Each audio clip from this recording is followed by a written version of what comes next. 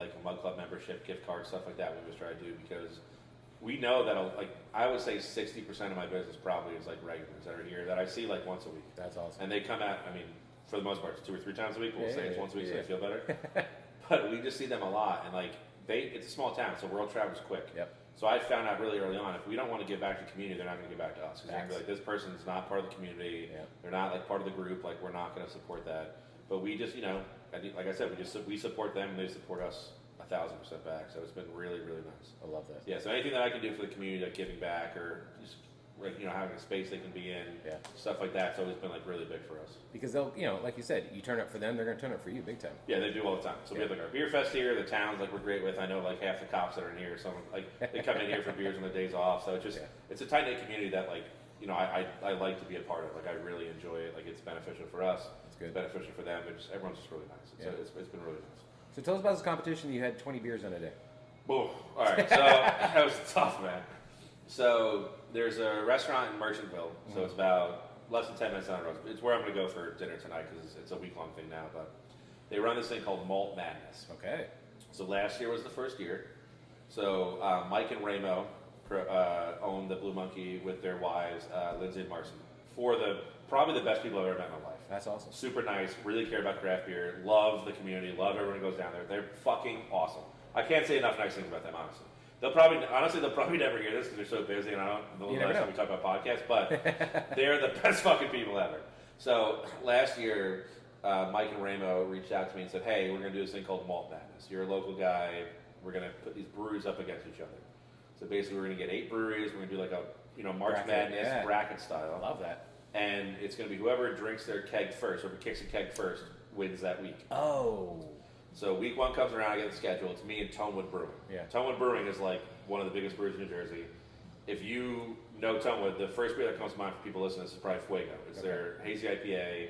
It's like the IPA in New Jersey right now. Wow. Like, Fuego is it's in every bar and restaurant, it's in every liquor store. Like they built the house on Fuego, and it's a very good beer. Yeah. Like it's never ever been a bad beer. Okay.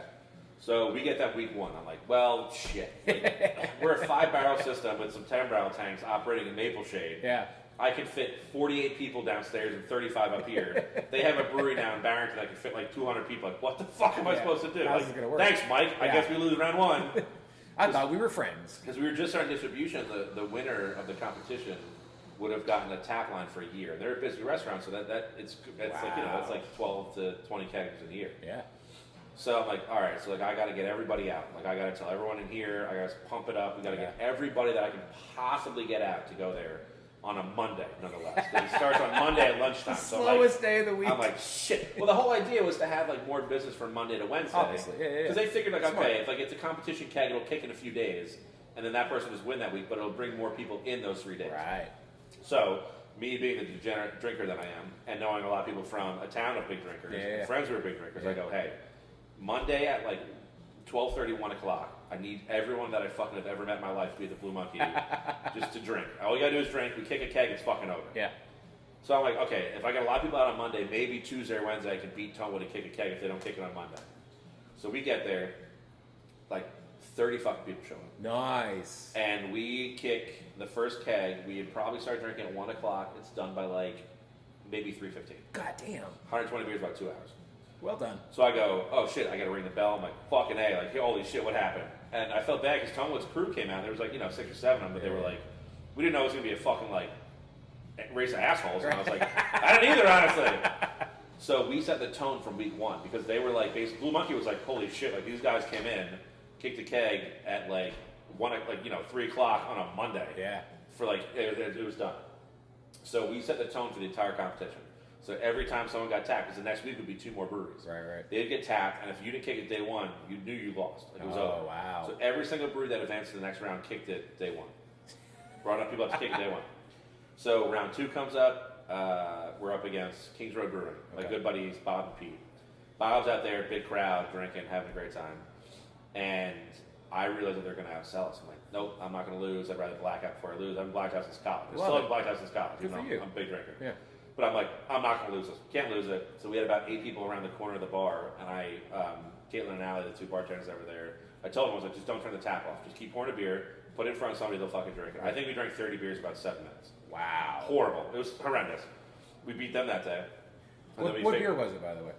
So I want to say week 1, I think, was Doc's Orders, our American Pilsner. Okay, that's easy Week 2 was, it had to be a 6.5. Okay. And I want to say it was, it might have been our, what was it in the spring? I think one of them was our deer, you know what it was Maple Shade Mutt and Deer in the Headlights. I think Maple Shade Mutt was the half, it's our Kolsch. Okay. And then Deer in the Headlights is an apricot Kolsch, so we did that. Oh. And that went quick.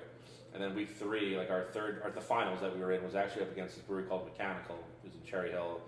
Their old manager, I married her and her husband, so they were really good friends of mine. So we come down and we brought out just fucking everybody that I knew. We had like fucking 6 people at the bar. What's the finals you have to? It was 2 half kegs. I got there at 11:45. We had both half kegs kicked by like 2:30. Nice. We had people throw up in the parking lot and come back and keep drinking. Like we had just, it was a. You got to rally. It was a shit show. It was horrendous. That was the day. So that day, I literally went from the Blue Monkey. We came back here and I had my girls open up for me because they were there and they were like, "We'll work for a couple hours," because everyone came back here to drink. Right. So we had like 50 people in here drinking. Yeah. Then went to the Alden to have shots, and then I went back to the Blue Monkey for dinner. I was in bed by 10 o'clock. I think I had about like 30-something beers that day. Oof. It was a horrific. Although the next day I woke up, I had my production sales meeting like 9 and 10 o'clock in the morning. I played 18 holes of golf. I didn't drink for a week after that, but like I was good the next day. There you go. Not great. But so when that happened, I told Mike and Raymo, we had a talk. I was like, listen, if you do this again next year, the biggest thing we saw was that we get people DMing us being like, we came at 4 o'clock on Monday and the beer was already gone. Like, we wanted to support you, but we couldn't. So I told them, I was like, I know that I made this competition what it was. Like, I was the problem. Yeah. But like, you got to change the rules because we're just going to do the same thing next year and it won't be fun. There you go. So they moved it to be who sells the most beers in a week. So they'll keep buying kegs from me if you keep kicking them. Yeah. So this year was, week 1 for us was Glassboro. And we just had a lot of people come out, had a great beer on tap, and we just crushed them. Yeah. And then this week was against my buddy Marvin at Swedesboro. And he has a great social media presence, really good dude. People like live and die for Swedesboro. They brought a lot of people out. We were back and forth until Thursday. But then Friday, this past Friday, I put the call out. I said, Friday's the day. There's a group that formed last year called the Orange Dogs Nation. Because a lot of our original merch was a picture of an orange dog. Okay. So our logo is the German short-haired pointer. Yeah. But a lot of the stuff we had was like gray or black, but it was orange. So they just call themselves the Orange Dogs. DAWGS. I love it. Yeah, it's OD Nation for short, but OD, like, I don't want to be Overdose Nation, so we say Orange Dog Nation. Yeah. So I said, we're putting the call to the Orange Dog Nation. I text all my friends. They text everybody. Every single person that works at my brewery right now, other than my brewer and my sales guy, like in my tap room, is from town. Okay. So my managers, I have 2 sisters that work for me. They live literally 2 blocks away. That's the girl downstairs right now, Carly, lives in town. Morgan lives in town. Everyone lives in town. Yeah. So they told everybody. I get there Friday like 12:30. I was there until about like 10 o'clock. Wow. We had, I want to say throughout the day, in and out, probably like 60 to 80 people. Yeah. And we went through, so one of our kegs kicked on Thursday, from Monday to Thursday, because it was like a keg from before. The new keg went on Thursday, was our white ale. It's the next Helping Pause one that happened, Cold Snap I was talking about. Yeah. So the white ale goes on tap at 5:30 on Thursday. I text Raymo on Friday morning, like, hey, we're having a big crowd out tonight. I know we're going to like bring people out. Can you buy another keg? Because I want another white ale on tap because it's going to go fast. He's like, yep, no problem, got you. Because he knew we were going to go through it. So for him, it's just making money. Yeah. The white ale was on tap at 5:30 on Thursday until about 2 o'clock on Friday. It kicks. The backup goes on. That kicks. Oh. In like 2 or 3 hours. I literally had to drive from the Blue Monkey back to here, pick up another keg of the white ale and put it on tap because people were losing their minds. They're like, of course. The IPA we had on tap is our Caribbean IPA. It's a Calypso hopped IPA. Very good IPA. But it was like everyone wanted the white ale. They're like, this is the best beer ever. We can have 30 of them. This is phenomenal. So I had to drive back here, pick up another one. And I think that one maybe is done. So we kicked basically 3 kegs on Friday. Good Lord. We drank a lot. Yeah. We drank a lot of drinking. So I think throughout that day, I was there until like 10:30. Went to a club in Maple Shade for a little bit with a couple buddies of mine, then got driven home. I think I had close to 30 beers. I must have. So again, you had 30 Oh, it beers. was brutal. And then, like, of course, like, I didn't drink, like, basically at all on Saturday. Right. I'd say not all, but I did have 2 beers on Saturday. Because, like, I've been there every single day at the Blue Monkey this week since Monday. That's awesome. And this will be my 7th day in a row going. Because everyone always says, like, oh, we're going out for a beer at the Monkey. Like, we want to support you. Do you want to meet us for a beer? And I say, yes, everybody. So I'm a people pleaser. Right. So then for 7 days in a row, I've drank. It's been horrible. It's been horrendous. It's been just as I'm drinking right now. As you're drinking right now. Yeah. But I also every once in a while though I joke with my wife where like I have these stints doing this, like we have like events and stuff like that. I'll take this whole week off of drinking because I'm like I just drank for 7 days straight. Calm down. You need to But I go to the gym a lot in the mornings, like I try to like not be a gross piece of shit. That's where I'm at too. Yeah. Yeah, but I just maintain whatever like filth my body is going through right now. Yeah. And then I'll take a week off to make sure I'm not alcoholic and I don't have to shakes when I wake up. And then I'll go right back to binge drinking on the weekends. So again, super long story short, we just had a big crowd out Friday, and I think Friday put us over the top awesome. for Swedesboro. And I'll go by, put a few more under the belt today, and then hopefully here on Monday that we were victorious. We go to the finals. You just have a very understanding wife, and she knows what your life's all about. Yeah, she also hates beer. Oh, that's unfortunate. It's crazy. But it's good and bad, really, I guess. Yeah, well, I know that if I bring good beer home, she won't touch it. Does she drink at all, though? Not really anymore. She used to be a big whiskey bourbon girl. That's not bad. Smokes now. That's pretty much it. Okay. Just that's like her. We always have like our own vices and stuff. Mine's drinking. I don't do anything else, and she just enjoys like smoking a little bit. And doesn't really like the way drinking makes her feel, so she just stopped doing it. I love smoking and drinking. So yeah. I guess bad both. I don't know. It all balances out. Yeah. Honestly, I wish I liked weed and pot more because I'd be way skinnier. There's not a lot of calories in that, so it's... You say that. Well, you have to get past the munchies part. Once you've smoked your way through the munchies, you're fine. But the food's never been my issue. Oh. I love salads. I'm a huge veggie guy. I don't like really a lot of carbs. So I don't care for pasta that much. I mean, I like sandwiches, I just had bread, but like Italian up the street. So. Dude, I'm like, would you go Tagnelli's? No, something with a G. Gitanos?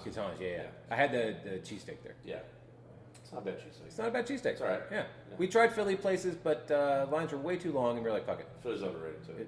Thank you. Okay. Yeah, but food's never been my issue. I love lean proteins, a lot of greens. Good for you. Like, I'll go today and I'll have one of my favorite things with Blue Monkey is their beet and goat cheese and arugula. I was going to ask what do you eat there? Bao buns are a big one for me, so I'll go with fried chicken or pork belly bao buns, and Yeah. then I usually, at least once or twice a week, have their, it's a goat cheese and beet with arugula salad. That's nice. That's some like candied pecans in it. It's a delightful salad. That sounds amazing. It's great. But then I also, throughout the week, drink 50 fucking beers. And I'm like, why can't I lose weight? What is happening right now? But yeah. Well, walk me through this flight I'm having right now. So, number one here, I have Our Flag Means Drink. Yes, so that is a New Zealand IPA. That's why I got it, because I've seen that's happen. It's becoming more of a common thing, I think, in the craft world. It started in Texas last year, and then now I'm seeing it more places. New Zealand hops are great. So that's Nelson and Motueka hops. So it's just like a really fruit-forward hop. Yeah. It's pretty low ABV beer. My wife's a big fan of Our Flag Means Death, the TV show. Yeah. So I was like, I want to make a beer. I'll call it Our Flag Means Drink. Make sure that she's happy, I'm happy. Yeah. She was always like, what are you going to name a beer after like this kind of stuff? And I'm like, all right, yeah, I got you. No problem. So it's just a really simple drinking beer. It's not high ABV. No. Not too hop forward either. No, it's just very like fruit. Nelson and Motueka are just more fruit forward hops. A lot of that like melon, stone fruit, kind of citrus kind of vibe. Right. So it's just a really good day drink for us. It's been on tap for about like 2 months, which is about like our longevity of some of those IPAs and stuff. But there you go. Yeah, that beer's been going pretty quick. And then we have the Eskimo Brewlers. There you go. So Eskimo Brewlers was a beer that we did with our friends over at Chimney Rustic in Hamilton. Yeah, good buddy of mine, Dan. So we've been trying to do a collab forever. I mean, we've been open for 3 years, and I honestly think I might be a top 5 brewery for collaborations. That's so awesome. Far. I just love making beer with people. Exactly. Well, I mean, it's all creative. It's art meets science, and so creating with other people is great. And then also working off their equipment, seeing how they do things there, or if they come over here, same, vice 100%. versa. Yeah. So our thing is that like I just like hanging out with people. Yeah, and the nice thing because the workaround in Jersey is so in PA you can have beers and stuff of other people on tap. Good. I can't have that in Jersey. So the loophole that a lot of places found was we'll just brew quote unquote collaboration beers. There we go. So you'll just pick the same recipe, same style, all that stuff, and you'll brew it at 2 different locations. So let's say like I can have it at A and B, but they're the same beer, so it's like you can try them at the same place. So like, and then you get like the word out of your place and stuff like that. But I took it with a twist with Dan. So what we did is we used the same hops. It was Brew One, Nelson, and I want to say Citra. I'm pretty sure it's Citra. I might be getting one of those wrong.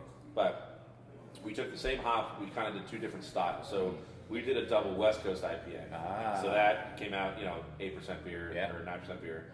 But it tastes like it's 5. Because it's very fruit forward. But it still has it does taste like still, I think it's 8.5%. And he did his style as a New England. So we still had the same hops, and we still did a double IPA where I did West Coast and he did New England. So that was kind of the collaboration we did. And that we found brought people into both locations. So they're like, oh, I had the West Coast, now let me have the New England. Because sometimes with collaborations, it's fun to do. But you'll get people that like live kind of between them. They'll just pick one to go to and not the other because they're like, well, I already had this beer. I don't need to have it over here, kind of thing. But you have to change it up. Yeah. Yeah. But yeah, but it was fun. So that was